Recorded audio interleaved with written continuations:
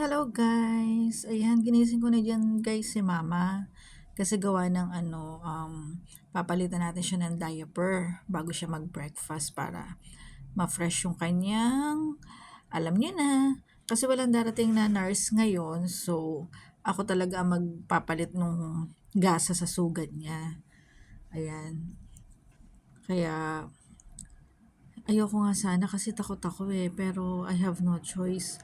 Kasi 4 days na hindi pupunta yung mga nurse para i-check si mama para palitan yung gasa. So, ako talaga ang gagawa nun. Pero palit lang naman, hindi ko siya pwedeng pakialaman yung sugat niya kasi nga syempre, diba, delikado yun eh. Ayan, kumuha ko ng wipes para punasan ko muna ang kanyang kipay kasi nagwiwi siya. So, change diaper muna ang ginawa ko dyan para malinisan ko na yung sugat niya. Kasi yung sugat niya guys sa likod, yung medyo taas ng konti ng puwet. So, yan. Pagkagising niya talaga ng morning, pinapalitan ko talaga siya ng diaper. Kasi simula 11 hanggang morning, yung diaper niya. Hindi na ako kasi gumigising ng madaling araw para palitan, 'di ba? Hassle naman. Bukod sa hassle kasi pag nagising ako ng ganun, mahirapan naman ako matulog. Syempre hindi lang naman siya yung inaasikaso ko, guys. Yan, ang laki ng diaper niya. Ano yan? Medium. Mas okay siya gamitin kay mama ng medium. Supposed to be small lang siya, pero mas prepare kami gamitin ng medium para hindi ka agad napupuno at saka hindi masikip sa singit niya para hindi siya magkaroon ng rashes. So ayan na guys, napalitan ko na yung diaper niya, nalinis ko na rin yung kanyang kipay. So, yun, tatanggalin ko na yung gasa niya sa likod. Yan, so kailangan ko ng ano ba yung ginawa ko doon? Tinatanggal ko yung plaster. Kasi nga tatanggalin natin kasi mayroon siyang yung bukod sa gasa, meron siyang foam. Kasi pag wala siyang foam na pangsugat, masakit guys pag nakaupo. Kasi malalim yung sugat ni mama dati. Pero ngayon okay na siya.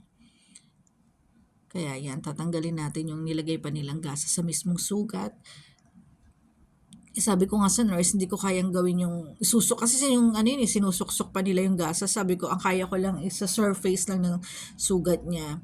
Ang pwede kong gawin, pero yung mismong sugat, yung bubuting-tingin sa loob. Kasi meron pa yan silang ginagawa. So, ayoko dahil natatakot ako dahil hindi naman ako professional na gumagawa nun. So, sabi ko, kaya ko lang palitan.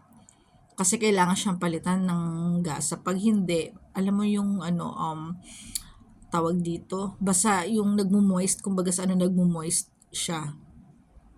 Yan, pwede lang siya punasan ng wipes, yung palibot lang. Kasi hindi ko naman mismong papakialaman yung pinakasugat. Dahil nakakatakot din. Tsaka hindi ko kaya. Yan, pinupunasan ko lang siya. After niya, napunasan ko na siya is, lalagyan ko siya niyan yung pinunasan ko muna ng dry, yung tuyo na tissue kasi para pag nilagay ko yung pinaka-foam niya, didikit. Ayan yung pinaka-foam niya. Actually, may nakalimutan pa ako dyan. Kailangan ko palagyan yung gasa, yung ginupit ko na gasa para doon sa mismong sugat. So, ayun, 'di ba? Nakalimutan ko, binalik ko. Ayan, kukunin ko ayan siya. So, inopen ko siya ng konti, kukunin ko yung clip sa mismong sugat. Ilalagay ko lang siya doon. Kasi kung hindi siya basa, yung pinakagasa niya, hindi ko sana papalitan. Yun yung instruction sa akin ng amo ko para hindi ko everyday palitan nga daw. Sundin kung ano yung gusto, kung ano yung sinasabi. So, ayan. Kanina, nung chinek ko, medyo basa siya sa loob. Ibig sabihin, kumbaga sa nagtubig siya. Kailangan ko siyang palitan. So, bago ko siya pakainin ng breakfast, patayuin sa higaan, papalitan na natin para hindi na tayo mahirapan pagkas niya kumain, papalitan pa. Hihiga na naman, at least dyan pa siya habang nakahiga pa. Yan. Yan yung isang, nalagay ko na yung foam para sa sugat. Yan naman yung gasa para hindi siya, para maumbok, para pag umupo siya, hindi siya masakit. Kasi pag flat lang siya, pag umupo, masakit kasi nga si mama is skinny, payat kasi si mama. Kaya yan, ayan yung pinaka-plaster. So, ayan. Tapos na. Tapos ko na siyang lagyan. And then, ayan na yung plaster. Kinuha ko kasi naputol yung isang video. So, continue natin siya. Ayan guys. 'Di ba? Inaayos ko lang siya bago ko ilagay ang pinaka-plaster para kahit na umihi siya or magpupo siya, hindi direkta mapupunta dun sa sugat niya. Kailangan natin siya lagyan ng cover na ganyan. O, diba? Hindi ko akalain na maggaganito ako dito. Kasi before, ang handle ko lang is bata. Paglilinis dito, doble-doble. Pero sige, carry lang yun.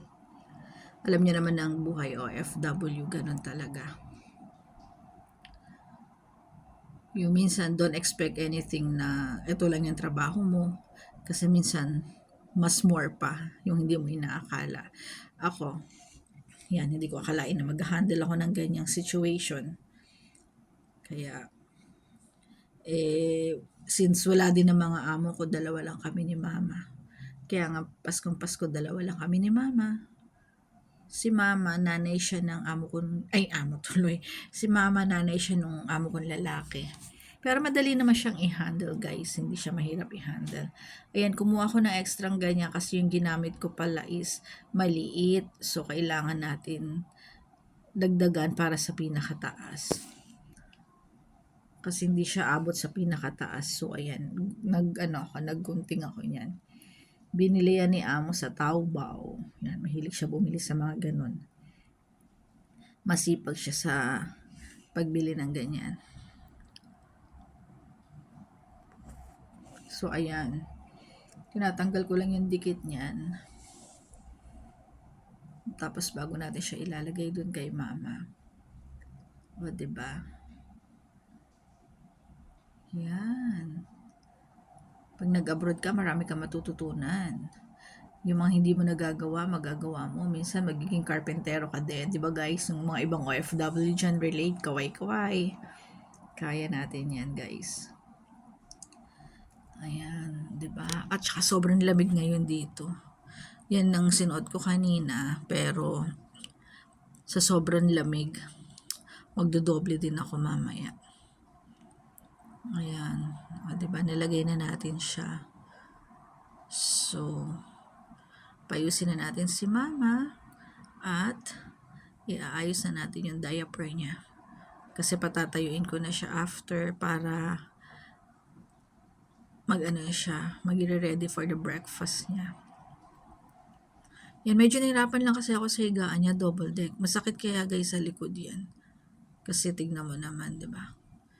Training din naman ako ng hospital para kay mama kung paano magbuhat sa kanya para hindi at risk. Kaya lang, yung bed ni mama is ganyan. Wala akong choice. Nagiging at risk talaga ang kalaban ko dyan sometimes pag sa sobrang sakit sa likod sa gabi. Ayan. Taas na natin ang kanyang pants, tapos ligpitin natin yung ibang mga kalat, ibabalik ko yung iba ko saan nakalagay. Yan, yung basura niya, actually tatapon ko yan after. Yan, close muna natin yung diaper niya. Nakatapos na tayo. Ayan. Tinatapon ko, hindi ko tinatapon, tinatabi ko muna yung ibang ibang gamit. Tapos binabalik ko yung mga pinagamitan ko. Ayan, o diba? Tumaba na ako dito, guys. Ayan, ligpitin natin para i-ready naman natin yung kanyang breakfast. Ayan, guys. Naka-face mask ako kasi may amoy yung sugat niya pag tinanggal mo. Kaya naglagay ako ng ganyan. Dapat hindi ako maglalagay. Ayan, tinanggal ko na siya. O, diba? Ang juba. Ayan, guys. O, patayin natin ang ilaw. Balik natin kung saan siya nakalagay. Yan ang buhay ko dito. Habang wala yung amo ko, medyo maganda. Thank you, guys!